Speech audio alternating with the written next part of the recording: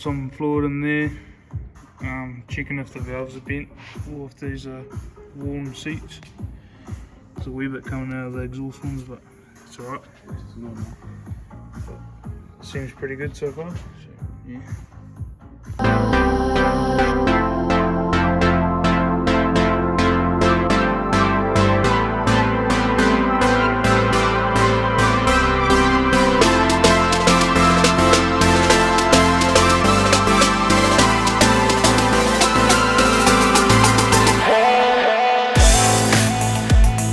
Just took all the heat apart, so I'm just going to chuck all the parts in the parts wash, clean up all the gear.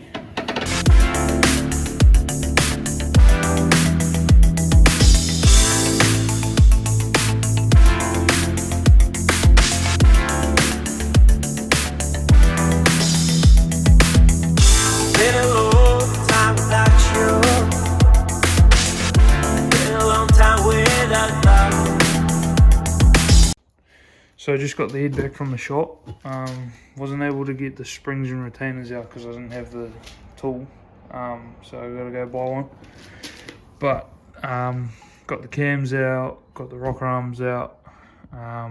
Gave it a wee clean in the parts wash, but gonna take it to a machine shop and get all that gunk and stuff out. Give it an acid bath, so that'll be cool. We checked the valves to see if they were leaking, intake and exhaust. They seem pretty good. What else did we do? We checked if the head was pretty square and flat with the old ruler trick and a bit of plastic gauge. No, not plastic gauge. It was a filler gauge, those small ones with the wee metal bits. I can't remember the name off the top of my head, but anyways, it seemed pretty good. So take it to the machine shop, get it all cleaned and maybe resurfaced, and then take the springs out and see what the valves are. I'm going to replace the valves, seeing as this is a non-turbo head, so they won't be really rated for the extra heat. But yeah. Okay, so it's been a while since I last picked up the camera. On the video on before, I was actually videoing on my iPhone, so I've actually upgraded to a GoPro Hero 9. Just wanted to get something that would actually show the quality and be a bit better than the iPhone. Didn't want to go too crazy with camera and that, so I thought I'd try the GoPro and see how it went. Watch a few videos on YouTube to see if it would be compatible or kind of good quality with the mic and the lens as well. So just trying that, but it's actually been quite a while since I last picked up the camera and videoed anything. So at the moment I'm busy taking my valve springs out because I didn't have a tool. So I have this that I bought. It's quite big and clunky, but will do the job.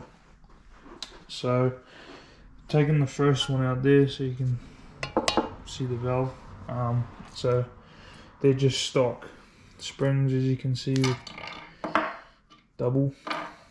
But yeah, so I'm gonna take these out, and I have my new ones, but I'm gonna send this to be cleaned up at the machine shop, and then come back. I'll start putting new springs in and cams and whatnot, and then get all the head finished off. One thing you need to keep in mind with these tools is there's two different heads on them, and some come with a smaller and bigger end depending on what size your springs are. So this smooth one you put onto your valve, whichever spring you're taking off, which is intake ones, and then this one sits right on top of your retainer around there, and I've already set this one to the right, so you want it just as you pull down on this handle, it just pops the springs down enough for you to take those wee clips out.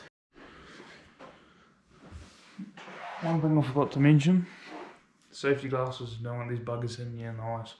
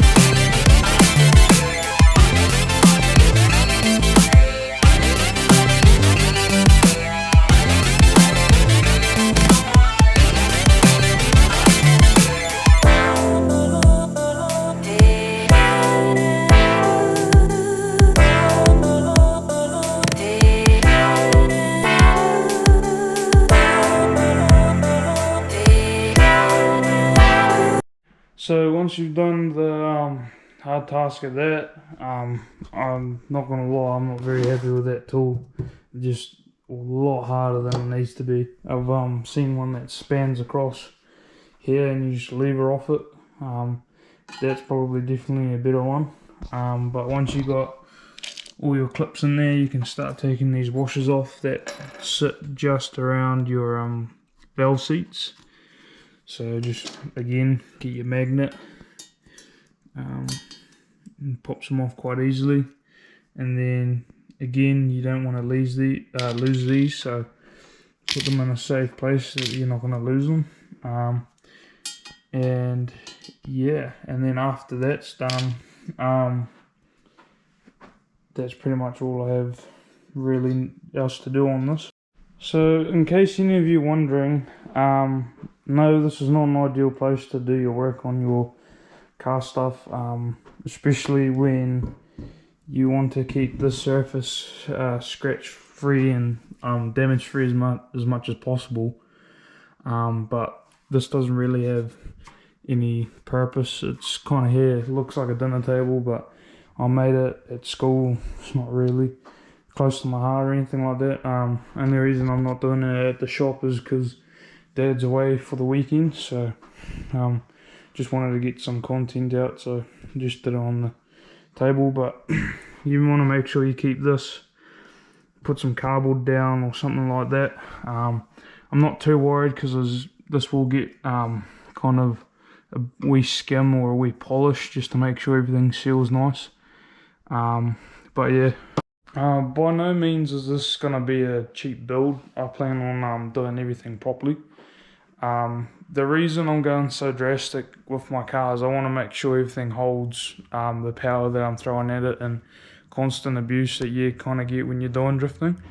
But I'd also like something that's nice and clean that I can sometimes take to shows and stuff like that, and kind of people can see like, oh, that's cool, you know, he's done it properly, and people kind of want to do the same thing. So that's kind of my reasoning behind that. But like I said, it's not going to be cheap and it's not going to happen overnight. This is kind of a project that's going to take some time, so hopefully you guys stick around and come with me for the journey, and will be cool to work with some companies later on in the future. But for now, I'll just keep ticking along and hopefully get there pretty soon. But I can't wait for the end result with this car, and just to start ripping it. But cheers for sticking around, and hopefully see you back in the next one.